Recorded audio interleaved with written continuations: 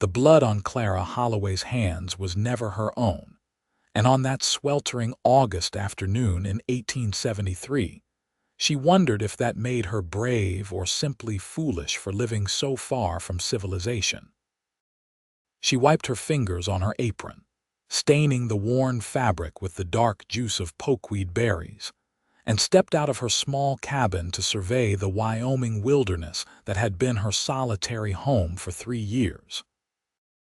The pine trees stretched endlessly in every direction, their branches swaying in the hot breeze, and somewhere in the distance, a hawk cried out as it circled above the mountains. Clara had grown accustomed to the silence, to the way her own voice sounded strange when she spoke aloud to herself while grinding herbs or stirring tinctures. At 24 years old, she had already lived more lifetimes than most women her age, and the scars on her heart were far deeper than any wound she had treated with her remedies. She had not always been alone. 3 years ago, she had fled Fort Bridger with nothing but the clothes on her back, and the knowledge her grandmother had passed down through generations of healers. The man she was supposed to marry, a wealthy merchant twice her age, had been cruel even during their brief courtship, and Clara knew that marriage would be a death sentence of a different kind. So she ran, deep into the woods where no one would think to look for a woman alone, and she built her cabin with her own 2 hands, learning to survive through trial and error, through cold nights and hungry days, until finally the forest accepted her as one of its own. Her garden flourished in the clearing she had carved out, rows of medicinal plants growing in neat lines. Feverfew for headaches, yarrow for wounds, valerian for sleep, and dozens of others she had cultivated carefully. Occasionally, a trapper or a lost traveler would stumble upon her home, desperate for help with an injury or illness, and she would tend to them without asking questions, accepting whatever payment they could offer, whether it be coins, supplies, or simply a promise to keep her location secret. She had no desire to be found, no wish to return to a world that had offered her nothing but chains. The sun was beginning its descent toward the western peaks when Clara heard the horse. She tensed immediately, her hand moving instinctively to the rifle she kept propped beside her door. Visitors were rare enough, but something about the uneven gait of the approaching animal set her nerves on edge. She waited, barely breathing as the sounds grew closer, accompanied now by a man's voice, low and soothing, speaking words she could not quite make out. Then they emerged from the tree line, man and horse both looking worse for wear. The horse was limping badly, favoring its left front leg, and the man slumped in the saddle with an awkward angle that suggested injury. He was tall. She could see that even with his posture compromised, with dark hair that fell past his collar, and several days' worth of stubble shadowing his jaw. His clothes were covered in dust and what looked like dried blood, and as he caught sight of her cabin, his head lifted with visible effort. "Please," he called out, his voice hoarse and strained. "I need help. My horse threw a shoe 2 days back and I took a fall. I have been trying to find my way to Fort Bridger, but I think I have been going in circles." Clara did not lower her rifle. "You are a long way from Fort Bridger. You have been heading north instead of east." The man tried to straighten in his saddle and immediately gasped in pain, his hand clutching his left side. "I figured as much when I started recognizing the same damn trees. Look, I do not mean any trouble. I just need to rest my horse and maybe get some water. I can pay." There was something in his voice, a genuine exhaustion mixed with pain, that made Clara's healer instincts override her caution. She lowered the rifle slightly but kept it within reach. "Bring your horse to the side of the cabin. There is a lean-to there where he can rest. Then we will see about you." The man nodded gratefully and urged his horse forward. As he drew closer, Clara could see the extent of his condition more clearly. His left hand was pressed against his ribs, and the way he moved suggested at least one of them was broken or badly bruised. There was a gash on his forehead, partially hidden by his hair, and his lips were cracked from dehydration. He dismounted with considerable difficulty, using the saddle to lower himself slowly to the ground, and nearly collapsed when his feet hit the earth. Clara moved forward instinctively, slipping under his right arm to support his weight. Up close, he smelled of sweat, horse, and pine sap, and she could feel the heat radiating from his body. "You have a fever. When did you fall?" "Day before yesterday, I think. Hard to keep track."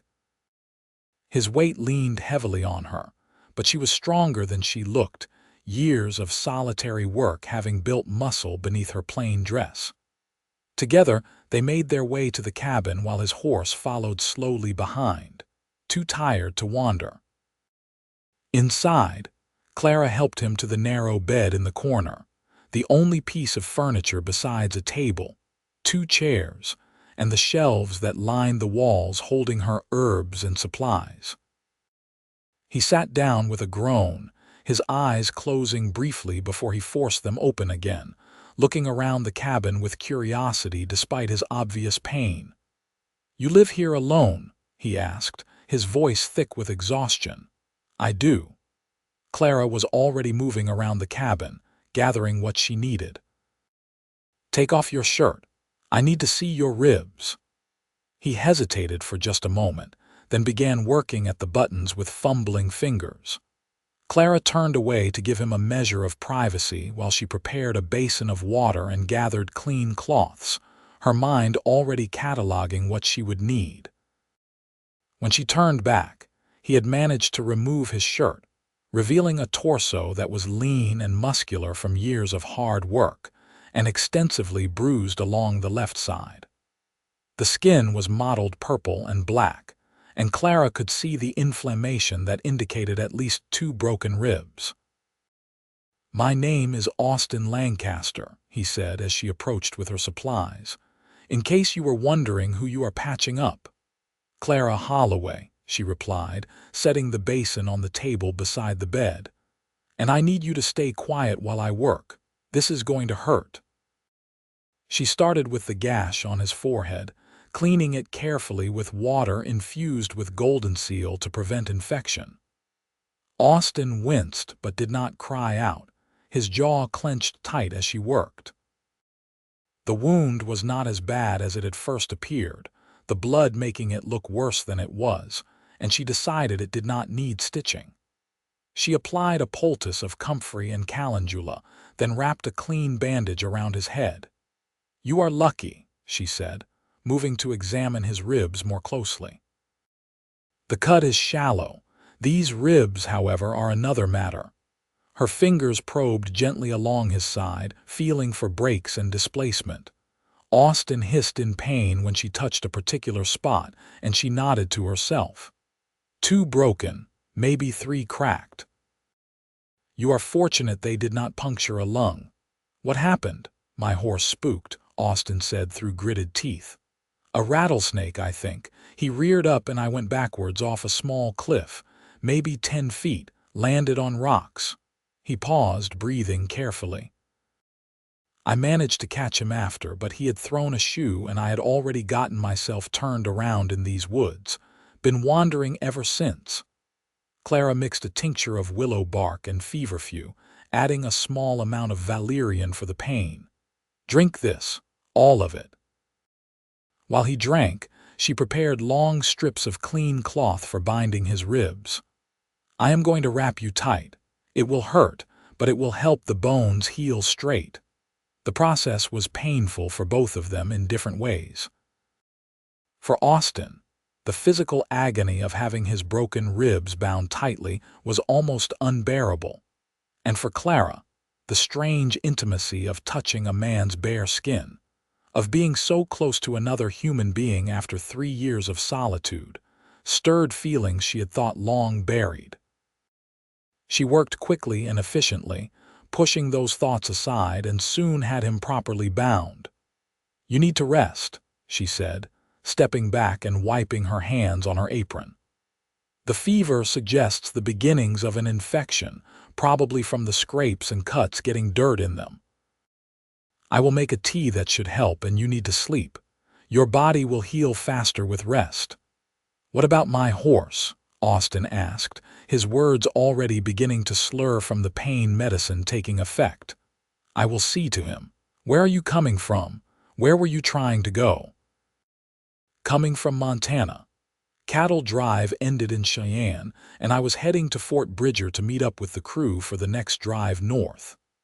His eyes were drooping now despite his efforts to keep them open. My boss, he's going to think I ran off with my pay. That is a problem for tomorrow, Clara said firmly. Right now, you need to sleep. She did not have to tell him twice. Within moments, Austin's breathing had deepened into sleep, his body finally able to rest now that it was somewhere safe. Clara stood looking at him for a long moment. This stranger who had stumbled into her carefully constructed solitude and felt the first stirrings of something that might have been loneliness, though she refused to name it that. Instead, she went outside to tend to his horse. The animal was in better shape than his rider, mostly just exhausted and sore from the thrown shoe. Clara led him to the lean-to, gave him water and some of the hay she kept for the occasional deer she trapped, and examined his hoof. The shoe had come clean off, and the hoof was tender but not damaged. She would need to fashion something temporary if Austin was going to ride him anywhere soon. The sun was setting by the time she finished, painting the sky in shades of orange and purple that filtered through the pine trees like colored glass. Clara stood in her clearing and looked at her cabin, at the thin curl of smoke rising from the chimney, at the garden she had tended so carefully, at the life she had built from nothing.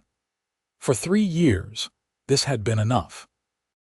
For 3 years, she had convinced herself that solitude was safety, that being alone was better than being trapped. But now there was a man sleeping in her bed, a stranger who had appeared out of the wilderness like something from a dream, and Clara felt the foundations of her carefully ordered world beginning to shift in ways she could not yet understand. She went back inside as the first stars appeared in the darkening sky. Austin was still sleeping deeply, his breathing even despite the pain he must be feeling. Clara busied herself making dinner, a simple stew of dried venison and wild vegetables, though she had little appetite. She ate mechanically, watching him sleep, and tried to remember the last time she had shared her space with another person. The memory felt distant and unreal, like something that had happened to someone else. When she finished eating, Clara prepared her bedroll on the floor near the fireplace. It was not the first time she had given up her bed for an injured person, and the hard floor no longer bothered her as it once had. She lay awake for a long time, listening to Austin's breathing, to the familiar sounds of the forest at night, to the beating of her own heart that seemed suddenly too loud in the darkness. Sleep, when it finally came, was restless and filled with dreams she could not remember upon waking. The next morning arrived with birdsong and golden light streaming through the cabin's single window. Clara woke to find Austin still asleep, which was good. His body needed the rest. She built up the fire, put water on to boil, and went outside to check her snares. The morning air was cool and fresh, carrying the scent of pine and earth, and for a moment she could almost pretend that everything was as it had always been. But when she returned to the cabin with 2 rabbits for skinning, Austin was awake, sitting up carefully in bed with his hand pressed to his bandaged ribs. His face was pale and drawn with pain, but the fever flush from the night before had faded somewhat. "Good morning," Clara said, setting the rabbits on her work table. "How do you feel?" "Like I got kicked by a mule," Austin replied, attempting a weak smile that did not quite reach his eyes. "But better than yesterday, I think. Whatever you gave me knocked me out cold. That was the intention. Your body needs rest to heal. Clara prepared another dose of the willow bark tincture and brought it to him. Drink this. Have you eaten? Not since yesterday morning, unless you count the handful of berries I found. He took the cup gratefully and downed the bitter liquid without complaint. I do not suppose you have coffee. I do, actually. A trapper brought me some last month in trade for treating his infected hand. Clara moved to the fire and began preparing the coffee, a luxury she rarely indulged in. It will take a few minutes. Can you tell me more about where you were trying to go? I need to know if anyone will come looking for you. Austin shifted carefully against the wall, wincing at the movement. The outfit I work for is out of Fort Bridger. The boss's name is Raymond Carter. He runs cattle between Montana and Wyoming, sometimes pushing as far south as Colorado. We finished a drive to Cheyenne about 5 days ago, and the crew was supposed to meet back in Fort Bridger in 2 weeks to head north again. I wanted to get there early, maybe pick up some supplies, have a few days to rest in an actual bed instead of on the ground. He laughed softly, then winced at the pain the movement caused. Guess that did not work out as planned. So no one will miss you for at least another week, Clara said, more to herself than to him. That gives you time to heal before you have to travel again.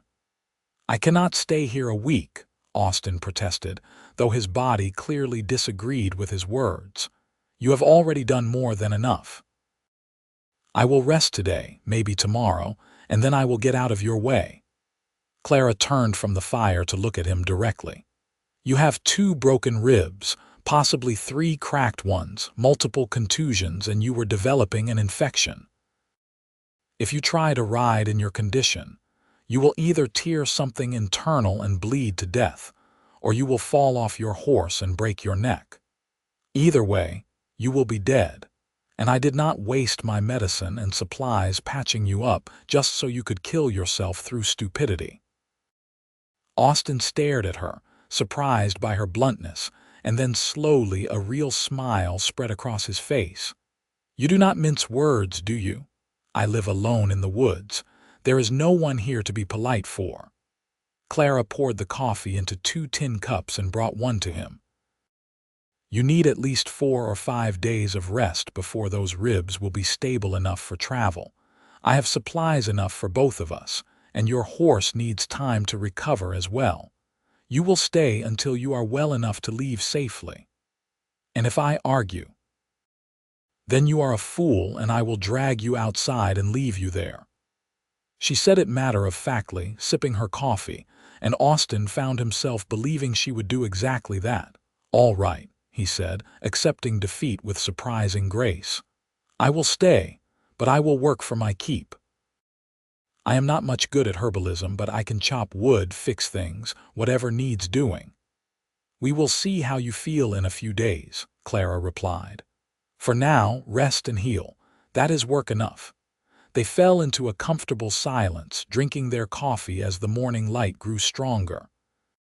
Clara found herself studying Austin when she thought he was not looking, noting the lines around his eyes that suggested he smiled often, the calluses on his hands that spoke of hard work, the way he held himself even injured with a certain quiet confidence. He was perhaps 26 or 27, she guessed, old enough to have seen something of the world but young enough to still approach it with openness rather than cynicism. Can I ask you something? Austin said after a while, his voice careful. What is a woman doing living alone out here? This is dangerous country. Clara felt her walls go up immediately, her expression closing off. That is none of your concern. I do not mean to pry, Austin said quickly. He paused, choosing his words carefully. In my experience, people do not choose to live alone in the wilderness unless they are running from something or looking for something. I am not judging. Lord knows I have done my share of both. I just want to understand. Why? What difference does it make to you? Because you saved my life, Austin said simply. "And because I am going to be here for the next few days, and it might be nice to talk to someone. I spend most of my time with cattle and horses. Human conversation is a rare treat." Despite herself, Clara felt her defenses soften slightly. There was something genuine in his voice, a loneliness that echoed her own. "I came here 3 years ago because I had nowhere else to go. The life I had before was not really a life at all, just a slow death wearing pretty dresses. My grandmother taught me healing, and I found I could make a life here alone. That is all there is to tell." Austin nodded slowly, as if he understood more than she had said. "Fair enough.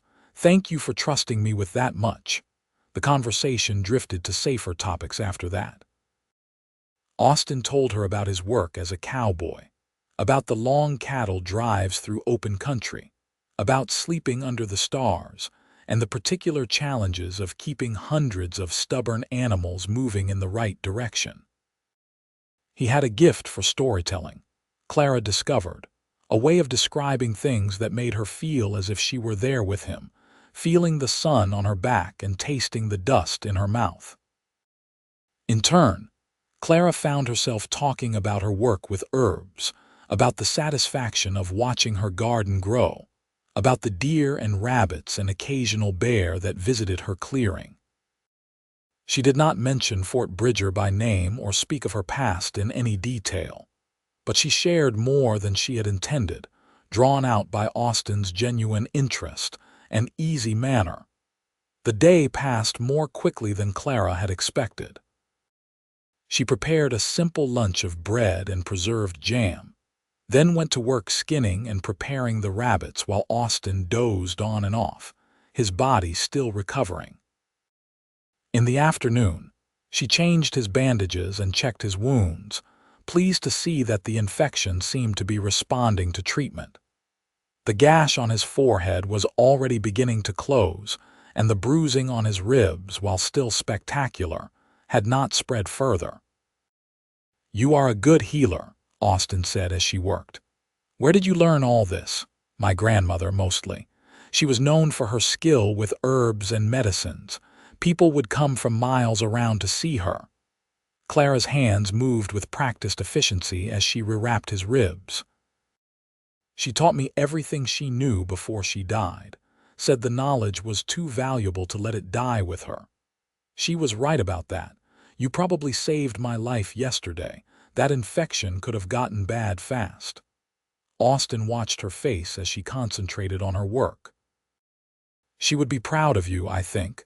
Living out here on your own, helping people even when you do not have to." The words struck something deep in Clara's chest, an ache she had not let herself feel in a long time. "I hope so," she said quietly.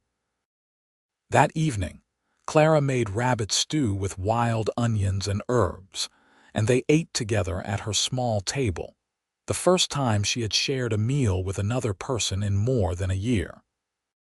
The conversation flowed easily now, the initial awkwardness between them fading into something that felt almost like friendship.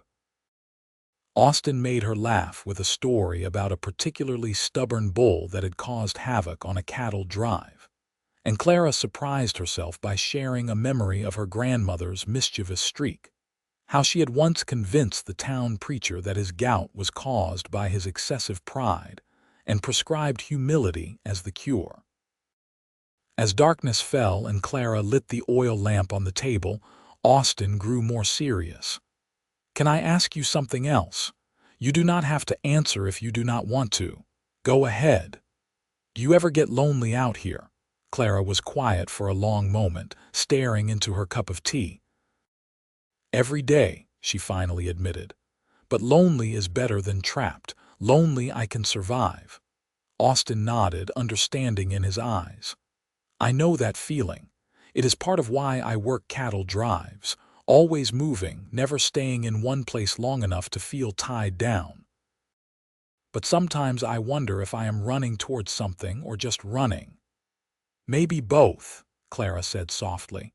They talked late into the night, sharing pieces of themselves they rarely showed to others. Austin spoke of his family, parents who had died of cholera when he was 16, a younger sister who had married a farmer in Kansas and seemed happy enough. Clara talked about her grandmother's wisdom, about learning to identify plants in the forest, about the first time she had successfully set a broken bone, and the pride she had felt. What they did not speak of, but what hung in the air between them like morning mist, was the growing connection neither had expected. The way Austin's eyes followed Clara as she moved around the cabin. The way Clara's heart beat faster when she tended to his injuries. The comfortable silences that stretched between them, filled not with awkwardness, but with a peaceful awareness of each other's presence. When they finally settled in for sleep, Austin in the bed and Clara on her bedroll by the fire, both lay awake longer than they would have admitted, thinking about the other and wondering what the next few days would bring. The following morning brought rain, a steady drizzle that pattered against the cabin's roof and turned the clearing into mud. Clara woke to find Austin already up, sitting at the table and looking restless despite his injuries. "You should still be resting," she said, stretching the stiffness from her back after another night on the hard floor. "I have been resting. I feel like I am going to crawl out of my skin if I just lie in that bed all day." Austin gestured toward the door. "Let me help you with something. Anything." "I promise I will not overdo it." Clara considered arguing but saw the genuine need in his eyes. She understood it, actually, that feeling of uselessness that came from forced inactivity. "All right, but nothing strenuous. The wood box needs filling, and you can help me prepare some tinctures if you can sit still for it." They worked together throughout the morning, Austin moving slowly and carefully as he brought in wood from the covered pile beside the cabin. Clara watched him like a hawk, ready to intervene if he pushed too hard, but he seemed to know his limits. Between trips outside, he sat at the table and helped her measure and grind herbs under her instruction, his large hands surprisingly deft with the delicate work. "You have a good hand for this," Clara observed, watching him carefully portion out dried feverfew. "Steady and precise. Comes from years of working with my hands. Ranching might seem like rough work, but there is a lot that requires a gentle touch. Checking injuries on animals, working with skittish horses, even doctoring sick cattle." Austin looked up from his work and met her eyes. "Though I will admit, this is more interesting than mucking out stalls." They worked in companionable silence for a while, the rain creating a peaceful backdrop to their tasks. Clara found herself acutely aware of Austin's presence in her small cabin, the way he seemed to fit into the space as if he had always been there. It should have felt like an intrusion after so long alone, but instead it felt almost natural, like a piece of her life she had not known was missing clicking into place. "Tell me about Fort Bridger," Austin said suddenly. "I have been there a few times, but never for long. What is it like?" Clara's hands stilled over the mortar and pestle. "Why do you want to know?" "Just curious. It is the closest town to here, is it not? I figured you must have some connection to it, or at least know something about it." She resumed grinding, not meeting his eyes. "It is a town like any other. Trading post, fort, people coming and going. Nothing special about it." Austin heard the edge in her voice and wisely let the subject drop. They continued working, but the easy atmosphere had been disrupted, tension creeping back into the space. Clara cursed herself silently for reacting so obviously, knowing it would only make him more curious, but she could not bring herself to explain. Not yet. Maybe not ever. Lunch was a quiet affair, both of them lost in their own thoughts. Afterward, Austin retreated to the bed to rest, claiming exhaustion though Clara suspected he was giving her space. She busied herself outside, checking her garden despite the rain, pulling weeds and checking on the various plants she cultivated. The physical work helped calm her mind, the familiar motions grounding her.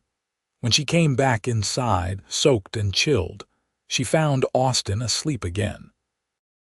She changed into dry clothes behind a makeshift curtain she had rigged in one corner, then settled by the fire to work on repairing a tear in one of her dresses. The afternoon passed slowly, the rain continuing its steady rhythm against the roof. Austin woke as evening approached, looking more rested. "I am sorry," he said immediately. "For earlier, I did not mean to pry." Clara shook her head. "You did not. I am just not used to talking about my past. It is easier to leave it buried." "I understand that." Austin sat up carefully, swinging his legs over the side of the bed. "We all have things we would rather forget. I will not push." "Thank you." Clara set aside her sewing. "How do you feel? Are you hungry?" "Starving, actually. And I feel better, honestly. Still sore as hell, but more like myself." They prepared dinner together, Austin insisting on helping despite Clara's protests. He had a natural ease in the kitchen, she discovered, likely from years of cooking over campfires on cattle drives. He diced vegetables while she prepared the meat, and they moved around each other in the small space with surprising coordination. "You know," Austin said as they worked, "this is the most domestic I have been in years. Usually I am eating beans out of a can and calling it dinner."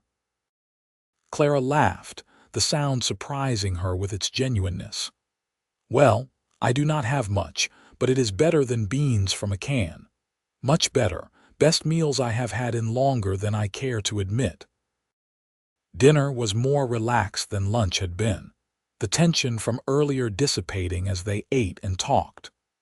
Austin told her about some of the places he had been, towns she had never heard of, landscapes she could only imagine. Clara found herself hungry for these stories, for this glimpse into a world beyond her small clearing in the woods. After dinner, as Clara cleaned up, Austin asked, "Do you have any books? I would give my right arm for something to read." Clara paused, then nodded toward a small shelf in the corner. "A few. Not many, but you are welcome to them." Austin walked over to examine the collection, his fingers trailing over the spines. Medical texts, herbal guides, and he pulled out a worn copy of poetry. Whitman. "I did not take you for a poetry reader." "Why not?" Clara asked, slightly defensive. "No reason. It just surprises me, that is all."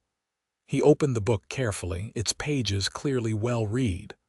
"My mother loved poetry. She used to read to me when I was a kid. I have not thought about that in years." "You can read it if you want," Clara offered, softening at the memory in his voice. They spent the rest of the evening by the fire, Austin reading poems aloud while Clara worked on her sewing. His voice was good for it, she thought, deep and measured, giving weight to the words. She found herself watching him more than focusing on her work, noticing the way the firelight played across his features, the concentration on his face as he read. When he finished a particular poem about the open road and wandering free, Austin looked up to find Clara watching him. Their eyes met and held, and something passed between them, an acknowledgement of the attraction that had been building since he arrived. Neither spoke, but the air seemed suddenly charged, heavy with possibility.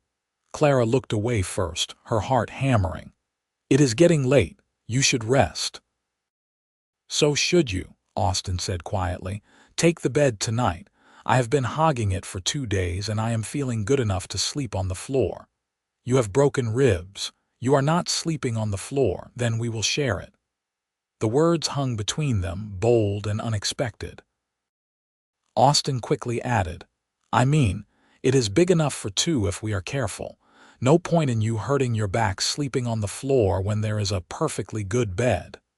Clara knew she should refuse. She knew that sharing a bed with this man, even innocently, was crossing a line she had drawn around herself for protection. But she was tired, and the thought of a soft mattress after 2 nights on the hard floor was tempting, and something in her wanted to say yes, wanted to break her own rules just this once. "All right," she heard herself say, "but you stay on your side." "Yes, madam," Austin said, and there was something in his tone, a warmth mixed with respect that made Clara's pulse quicken.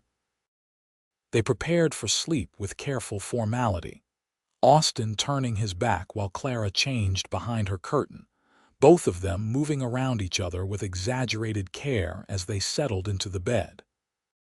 It was not a large bed, and even with both of them pressed to opposite edges, Clara could feel the warmth of Austin's body beside her, could hear his breathing in the darkness. "Clara," Austin's voice came softly through the dark. "Yes, thank you for everything. I know having me here has disrupted your life, and I am grateful for your kindness." "You are welcome," Clara whispered back. She lay awake for a long time, intensely aware of every breath, every small movement from the man beside her. This was dangerous, she knew. She had built her solitude carefully, constructed walls around her heart that had kept her safe.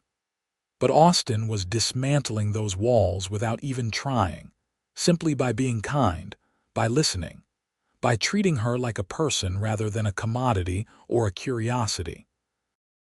And the most frightening part was that she wanted him to. She wanted those walls to come down. She wanted to feel something again beyond just the daily satisfaction of survival. She wanted to remember what it was like to connect with another human being, to care about someone and have them care for her in return. Beside her, Austin was having similar thoughts, though he would not have put them into such clear terms.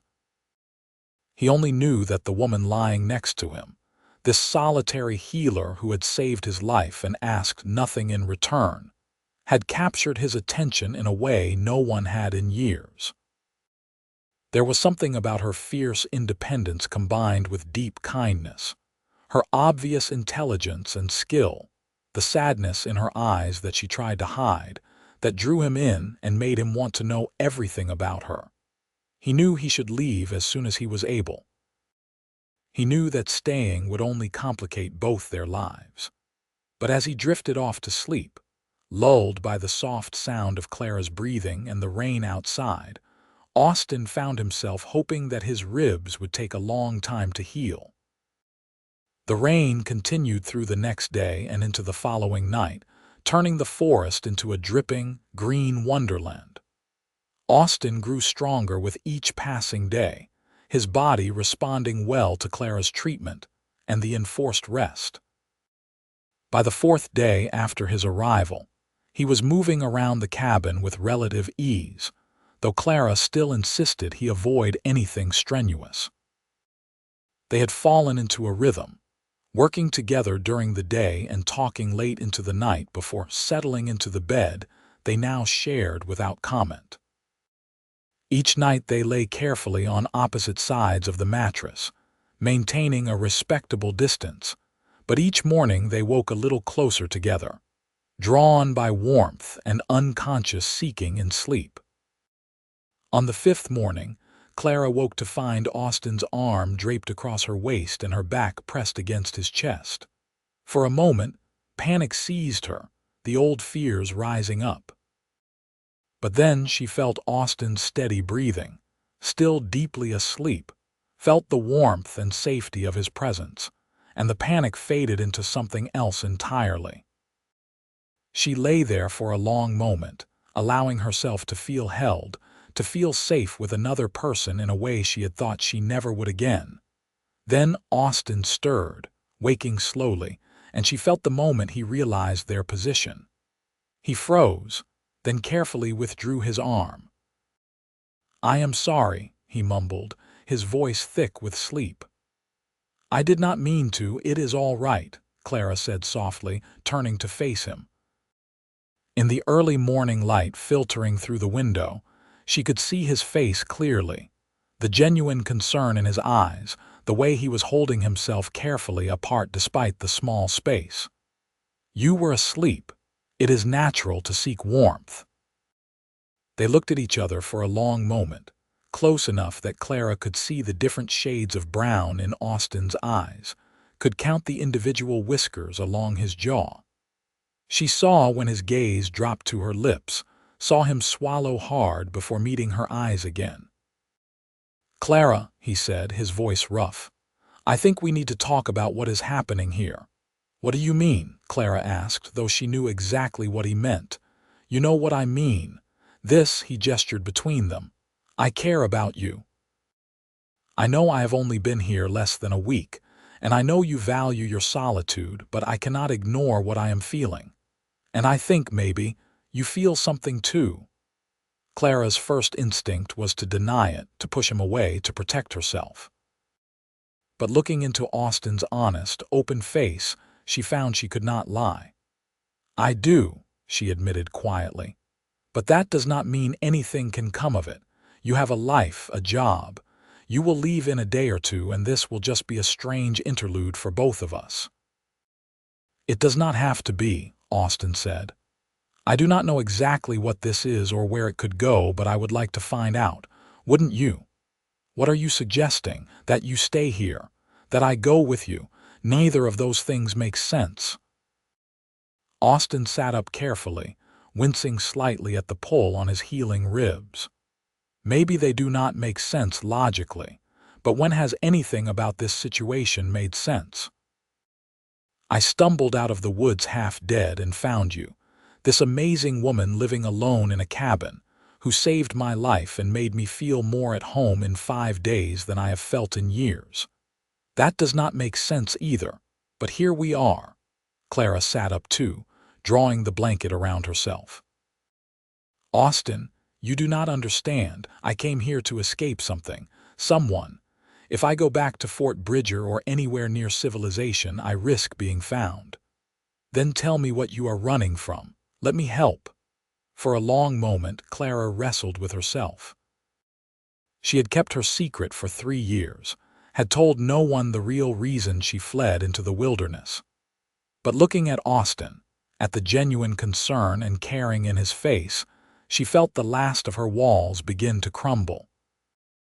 "I was engaged to be married," she said finally, the words coming slowly at first, then faster as the dam broke. "To a man named Gerald Winters. He was wealthy, a merchant who owned half the businesses in Fort Bridger. My parents had died the year before, and my grandmother was sick. She needed medicine I could not afford, and Gerald offered to pay for everything if I agreed to marry him." Austin listened without interrupting, his face growing darker as she continued. "I thought I could do it. I thought I could marry him for my grandmother's sake, could learn to tolerate him even though he made my skin crawl. But my grandmother saw through it. She refused his money, said she would rather die than see me trapped in a loveless marriage to a cruel man. And he was cruel, Austin. Even during our courtship, he showed signs of it. The way he grabbed my arm too hard when he was displeased. The way he spoke to his servants. The look in his eyes when he thought no one was watching."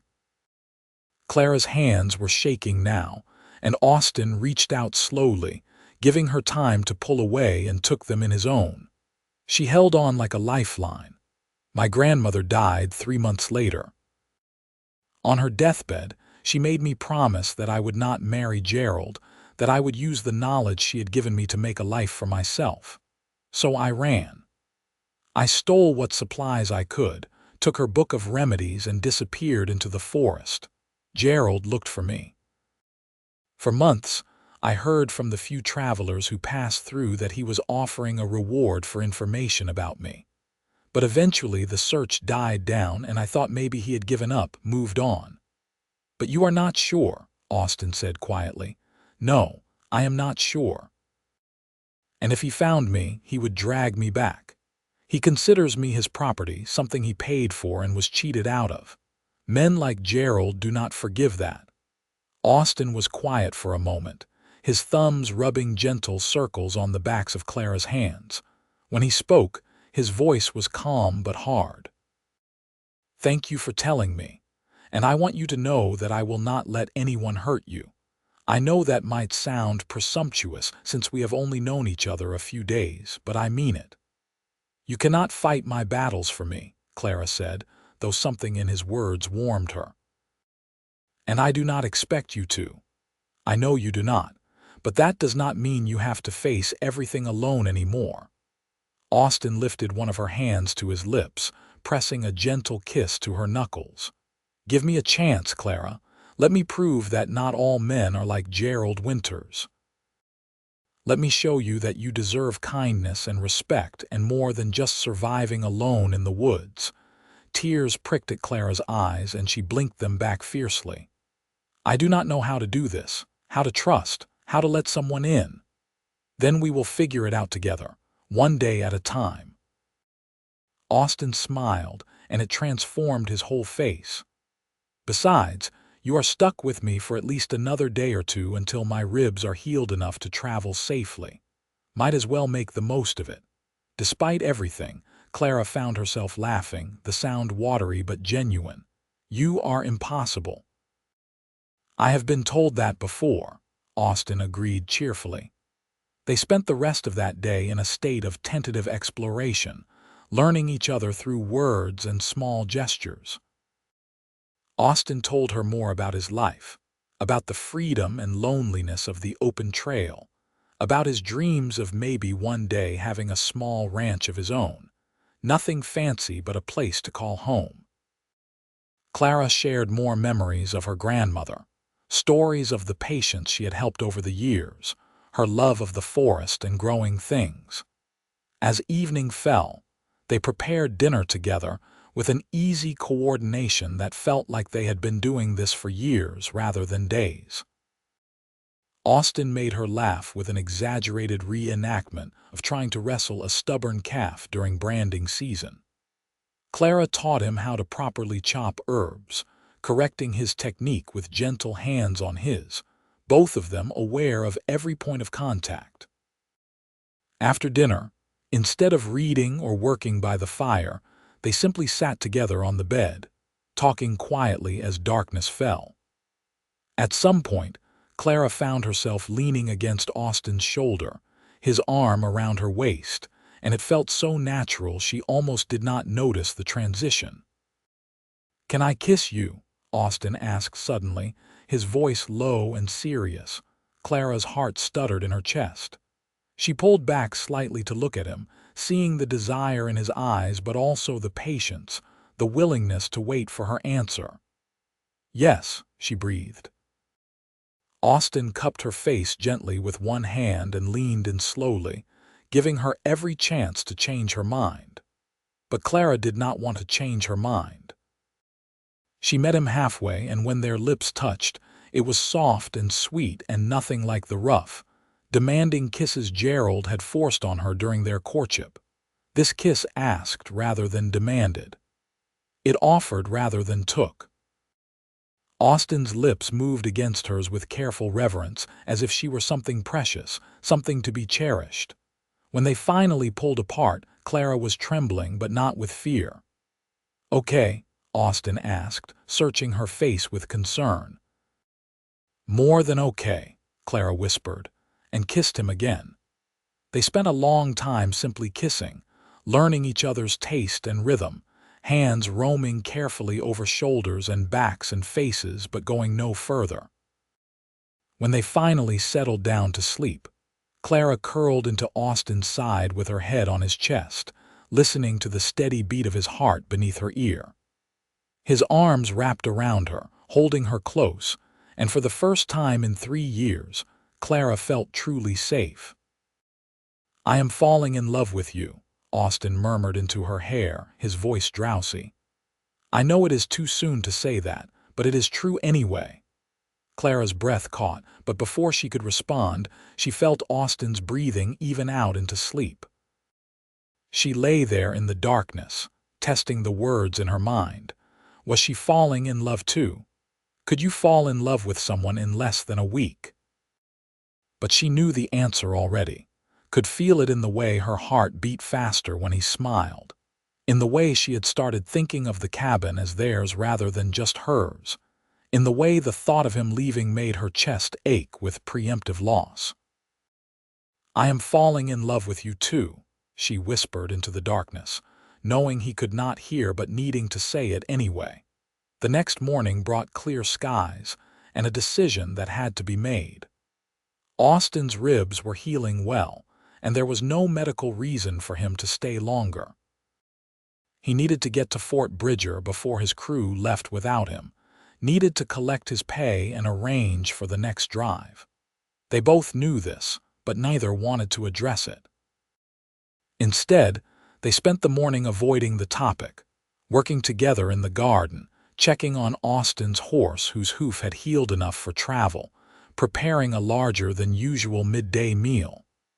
It was only when they sat down to eat that Austin finally broached the subject. "I need to leave tomorrow," he said quietly. "If I am going to make it to Fort Bridger before the crew heads north." Clara nodded, staring at her plate. "I know. Come with me." Her head snapped up. "What? Come with me to Fort Bridger, or near it at least. We can figure something out, find a way to deal with Gerald Winters if he is still there. But do not stay here alone anymore. Please." "Austin, I cannot just—" "Why not?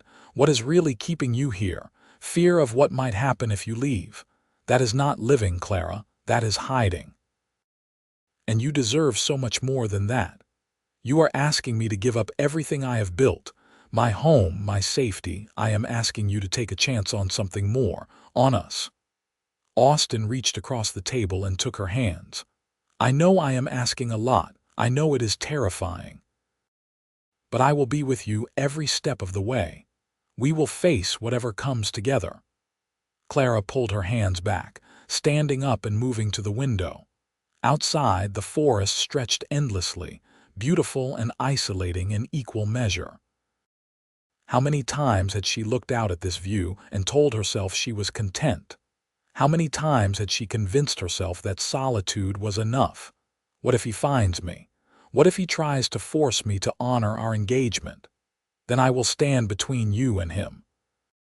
And if he tries to hurt you, he will have to go through me first. Austin came to stand beside her, not touching but close. "Clara, I cannot promise that everything will be easy, but I can promise that you will not face it alone. Is not that worth something?"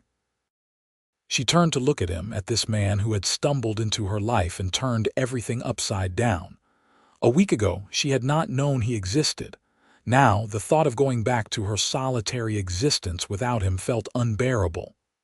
"I am scared," she admitted. "I know. So am I. But maybe scared together is better than alone." Clara closed her eyes, weighing everything. Security versus possibility. Hiding versus living. Fear versus love. When she opened her eyes again, she had made her decision. "All right, I will come with you." The smile that broke across Austin's face was brilliant. He pulled her into his arms, mindful of his healing ribs, and kissed her soundly. "You will not regret this. I promise you will not regret this."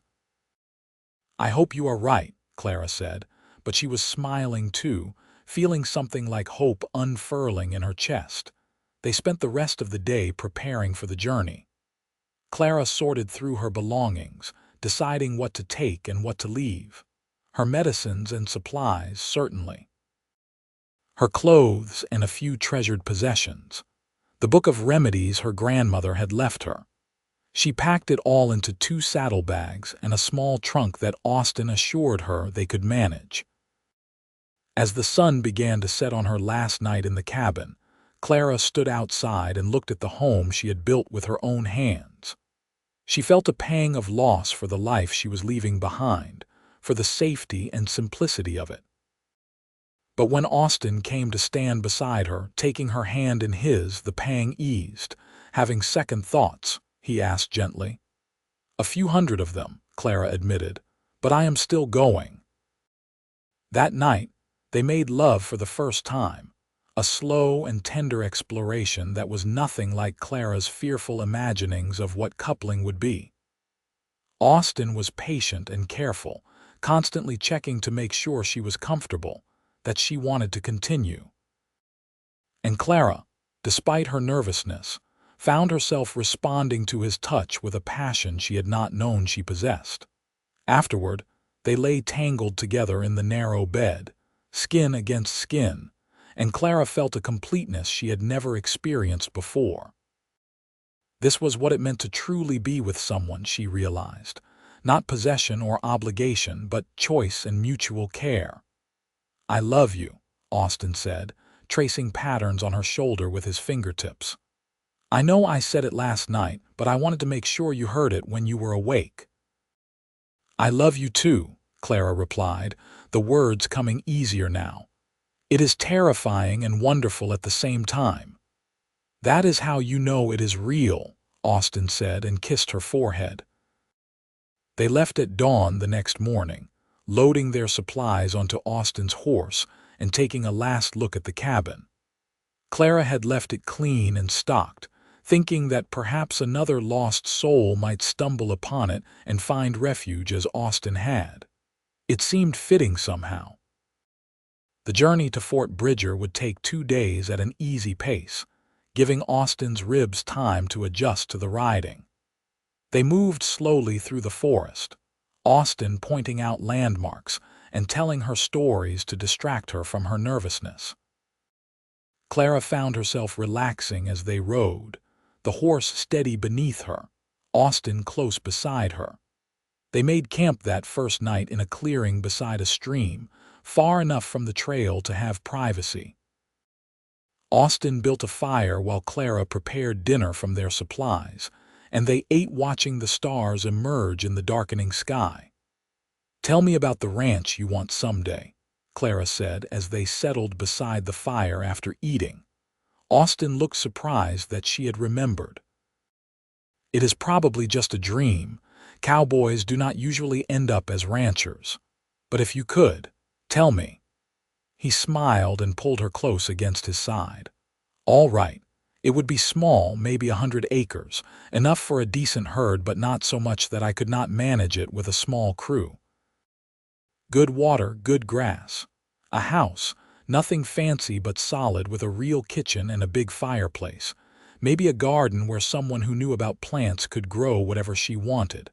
Clara laughed softly. "That sounds nice, peaceful. It does it not? Somewhere to put down roots, build a real life. Maybe raise a family if I was lucky enough to find someone who wanted that too." He looked down at her meaningfully. "Are you asking me something, Austin Lancaster? Maybe. Too soon." Clara thought about it, about how quickly everything had happened, how her life had been completely upended in the span of a week. By all logic, it was far too soon, but logic had very little to do with what she felt. "Ask me again when we get to Fort Bridger," she said. "Once we see what we are really dealing with." "Fair enough," Austin agreed and kissed the top of her head. They arrived at the outskirts of Fort Bridger late in the afternoon of the second day. Clara felt her anxiety ratchet up with every mile, and by the time the settlement came into view, she was nearly shaking. "We do not have to go into town if you do not want to," Austin said, seeing her distress. "We can camp outside and I will go in alone to find my crew and collect my pay." Clara took a deep breath, forcing herself to be brave. "No, I cannot hide forever, but maybe we should ask around first, find out if Gerald Winters is still here." They found a spot to make camp about a mile outside town, near a small cluster of other travelers' camps. While Austin saw to the horse, Clara started a fire, her hands moving automatically through the familiar motions even as her mind raced. "I will go into town and see what I can learn," Austin said, checking his weapons. "Will you be all right here? I survived 3 years alone in the woods." "I can manage a few hours by myself," Clara said with more confidence than she felt. Austin kissed her deeply before leaving. "I will be back before dark. If I am not and if anything happens, you head back to the cabin. You understand?" "Nothing is going to happen," Clara said firmly. "Go. The sooner you leave, the sooner you can come back." She watched him ride toward town, then settled beside the fire to wait. The afternoon stretched long, and Clara occupied herself by sorting through her medicine supplies and trying not to imagine every possible disaster. Other travelers came and went from the nearby camps, but none paid her much attention, just another woman waiting for her man to return from town.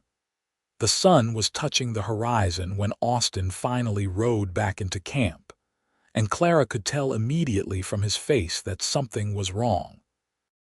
"What is it? What did you find out?" Austin dismounted and came to sit beside her, taking her hands. "Gerald Winters is dead. He died almost 2 years ago." Clara felt the world tilt. "What? How?" "He got into a dispute with a cattle buyer over some crooked deal. There was a fight, and the other man shot him. Self-defense, from what I heard. The whole town apparently celebrated after, if that tells you anything about what kind of man he was." "He is dead," Clara repeated, trying to make sense of it. "All this time I have been hiding from a dead man." "You did not know. You could not have known." Austin pulled her into his arms. "But Clara, this changes everything. You are free, truly free. There is no one looking for you, no one trying to force you into anything. You can go wherever you want, do whatever you want." The realization washed over Clara in waves. Free. She was free. The fear that had shaped her life for 3 years was based on nothing, on a ghost. She had built her entire existence around avoiding a man who no longer existed. She started to laugh, the sound slightly hysterical. "I have been hiding in the woods for nothing, living alone, avoiding people, all for nothing." "Not for nothing," Austin said gently. "If you had not been there, I would have died in those woods, and we never would have found each other." He tilted her face up to look at him. "Everything happens for a reason, Clara. Maybe you needed those 3 years to become who you are. Maybe I needed to get lost so I could find you.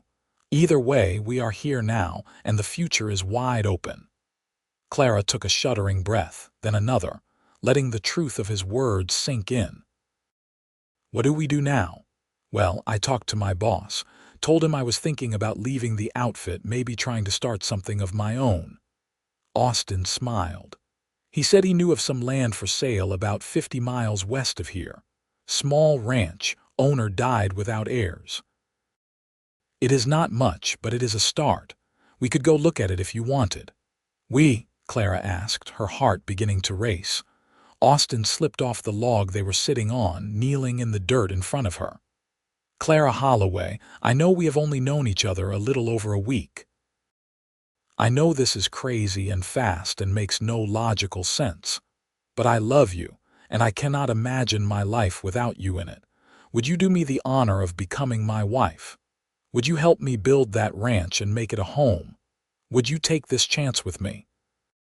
Tears were streaming down Clara's face, but she was smiling. "Yes, yes to all of it. I love you, Austin. Yes." Austin surged up and kissed her, and Clara kissed him back with everything she had, pouring all her hope and love and joy into it. When they finally broke apart, both of them were laughing and crying at the same time. They were married 3 days later by the fort chaplain, with some of Austin's former crew members serving as witnesses. Clara wore a simple but pretty dress she bought in town, the first new clothing she had owned in years, and Austin cleaned up remarkably well in proper clothes instead of trail-worn work gear. The ceremony was brief and simple, but when the chaplain pronounced them man and wife, Clara felt a rightness settle in her bones. This was how it was supposed to be. Not an arrangement or an obligation, but a choice freely made by two people who loved each other. They spent their wedding night in a real hotel, a luxury after weeks of sleeping rough, and made love with the freedom of knowing they had all the time in the world. In the morning, they bought supplies and headed west to look at the ranch that might become their home. The property was everything Austin had described and more. 120 acres of good grazing land with a creek running through it, a small but solid house that needed some work, a barn that was in decent shape, and even a few head of cattle that came with the purchase. The price was fair, and with Austin's savings from years of cowboy work, They could afford it with enough left over to see them through the first year. "What do you think?" Austin asked, watching Clara explore the house with growing excitement. "I think it is perfect," Clara said, running her hand over the kitchen counter and already imagining her herbs drying from the rafters. "I think we could be happy here." "Then let's make it official." They bought the ranch that same day, signing papers and shaking hands with the land agent who seemed bemused by their enthusiasm but happy to make the sale. As they rode back to the property, both of them tired but elated, Austin pulled Clara close. "Welcome home, Mrs. Lancaster." Clara smiled, loving the sound of her new name. "Welcome home, Mr. Lancaster." The first months were hard work but deeply satisfying. They repaired the house, fixed up the barn, bought more cattle with money Austin earned doing occasional work for neighboring ranches. Clara planted an extensive garden, both for food and for her medicines, and word slowly spread about the healer who had moved to the area. People started coming to her for help, and Clara found she could practice her craft openly now, without fear or secrecy. Austin hired a young man named Tommy to help with the ranch work, a quiet 18-year-old who was good with animals and did not mind the hard labor. With 3 of them working, the ranch began to thrive. The cattle fattened on good grass. The house became a home with Clara's touches throughout, and every night Austin and Clara fell into bed exhausted and happy. A year after their wedding, Clara discovered she was pregnant. Austin was overjoyed, immediately becoming overprotective and trying to prevent her from doing any heavy work. Clara tolerated this for about a week before putting her foot down. "I am pregnant, not dying," she informed him firmly. "I will be careful, but I am not going to spend the next 8 months sitting in a chair doing nothing." "But what if something happens? What if you hurt yourself or the baby?" Clara took his hand and placed it on her still flat stomach. "Austin, women have been having babies since the beginning of time. I am healthy, I know what I am doing, and I promise to ask for help if I need it, but you have to trust me." Austin sighed but nodded. "I do trust you, I am just scared. I love you both so much already." "I know, I am scared too. But we will face it together. Remember." Their son was born on a cold January morning, delivered by Clara herself with Austin's terrified assistance and help from a neighbor woman who had experience with births. The labor was long and difficult, and there were moments when Austin feared he would lose them both.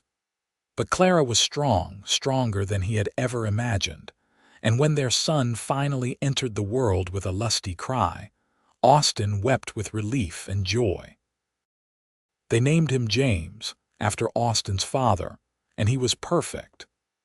Dark hair like his father, curious eyes that would eventually turn the same warm brown as his mother's, and a healthy set of lungs that he used frequently. Austin took to fatherhood with surprising ease, spending hours simply watching his son sleep, marveling at the tiny fingers and toes. Clara recovered quickly from the birth, and life settled into a new rhythm that included midnight feedings and constant diaper changes, along with the regular work of the ranch. It was exhausting and wonderful, and more than Clara had ever dreamed of having. 2 years later, their daughter arrived, an easier birth this time. They named her Rose after Clara's grandmother, and she was the image of her mother with blonde hair and a stubborn streak a mile wide. Austin joked that they were outnumbered now, 2 strong-willed women against 1 poor cowboy and his son. The ranch continued to grow and prosper. Austin's dream of a small but successful operation became reality, and Clara's reputation as a healer spread throughout the region. She never charged more than people could afford to pay, and often treated those who had nothing with just as much care as those who could offer gold. The community came to rely on her, and she found deep satisfaction in being able to use her skills to help people openly. Life was not without its challenges. There were harsh winters and dry summers, sick cattle and injured horses, disagreements and difficulties that all couples face. But Austin and Clara had built their relationship on a foundation of honesty and respect, and they weathered every storm together. 5 years after they bought the ranch, a new family moved onto the neighboring property. The husband made the trek to Clara and Austin's place to introduce himself, and when Clara opened the door, she froze. Standing on her porch was a face she recognized from Fort Bridger, one of Gerald Winters's business associates. The man, whose name was Harold Perkins, clearly did not recognize her at first. Why would he? She was different now, confident and happy, no longer the frightened young woman he might have seen in passing 5 years ago. But as they talked and Clara mentioned her maiden name while discussing her practice as a healer, she saw recognition dawn in his eyes. "Clara Holloway, is that really you?" "But I thought we all thought." Harold looked confused. "Gerald Winters said you ran off into the wilderness and probably died. He was quite put out about it." "I did run off," Clara said calmly, aware of Austin moving to stand protectively beside her. "And I survived quite well, as you can see." "Did Gerald say why I left?" "Well, he said you were engaged but got cold feet. Made you sound rather flighty, if you will pardon me saying so." Harold looked between Clara and Austin, clearly reassessing the situation. "But knowing what we all learned about Gerald after his death, about his business dealings and his, temperament, I imagine there was more to the story." "There was," Clara confirmed. "But it does not matter now. That is all in the past. This is my husband Austin, and we have built a good life here." Harold smiled, and it seemed genuine. "I am glad to hear it. Gerald Winters was not a good man, and I always felt uncomfortable with how he spoke about you, like you were a possession he had lost. You are well rid of him, and I am pleased to see you happy." After Harold left, Austin pulled Clara into his arms. "Are you all right? I know that must have been hard, being confronted with your past like that." "It was strange," Clara admitted, "but also liberating in a way. I faced someone from that life, and I was not afraid. He saw me as I am now, happy and free, not as the scared girl I used to be. It felt like closing a door I did not realize was still open." "I am proud of you," Austin said, kissing her softly. "You have come so far from that woman who lived alone in the woods." "We have come so far," Clara corrected. "I could not have done any of this without you." As the years passed, the ranch became a true home, filled with love and laughter. James grew into a responsible young man who loved working with his father and the cattle, showing a natural talent for ranching. Rose inherited her mother's gift for healing and spent hours in the garden learning about plants and their uses. Clara taught her everything her grandmother had taught her, passing down the knowledge through another generation. Tommy, who had started as hired help, became like family. He married a local girl and built a small house on the edge of the property, staying on as Austin's partner in running the ranch. Together, they expanded the operation, never becoming wealthy but always comfortable, always successful enough to support their families and help their neighbors when times were tough. Clara continued her healing work, and as she grew older, people began to call her Grandma Clara, a term of respect and affection even though she was not related to most of them. She delivered babies, set bones, treated fevers, and provided comfort to the dying. Her cabin in the woods became a legend in the area, a story people told about the mysterious healer who had lived alone before finding love with a lost cowboy. On their 20th wedding anniversary, Austin took Clara back to the forest where her cabin still stood. maintained by occasional travelers, and one young couple who used it as a shelter while they saved money to buy land of their own. They stood in the clearing, holding hands, and remembered the people they had been when they met. "You ever miss it?" Austin asked. "The solitude, the simplicity of that life." Clara looked at the cabin, at the garden that had gone wild but still flourished, at the forest that had sheltered her when she had nowhere else to go. "Sometimes I miss the peace of it," she admitted, "but I would not trade what we have for anything. This life, our children, this is what I was meant for. I just did not know it until a cowboy got lost in the woods and found his way to my heart." Austin pulled her close, and they stood there together as the sun filtered through the pine trees, exactly where their story had begun.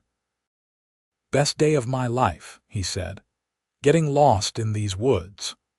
"Mine too," Clara agreed, and kissed him as she had done countless times over the past 20 years, each kiss still as meaningful as the first. They returned to the ranch as the sun was setting, riding together on the same horse, Clara's arms wrapped around Austin's waist. As they crested the hill above their land, they could see their home in the valley below. Smoke rising from the chimney, horses in the pasture, James working in the barn and Rose picking vegetables in the garden. It was a picture of peace and prosperity, of a life well lived and love well earned. That evening, with their children and Tommy's family gathered around the dinner table, Clara looked at the faces she loved and felt a contentment so deep it was almost overwhelming. She had spent 3 years hiding from life, convinced that safety lay in isolation. But Austin had shown her that real safety came from connection, from love, from building something meaningful with another person. After dinner, as they prepared for bed, Austin pulled Clara into his arms as he had done every night for 20 years. "I love you, Mrs. Lancaster.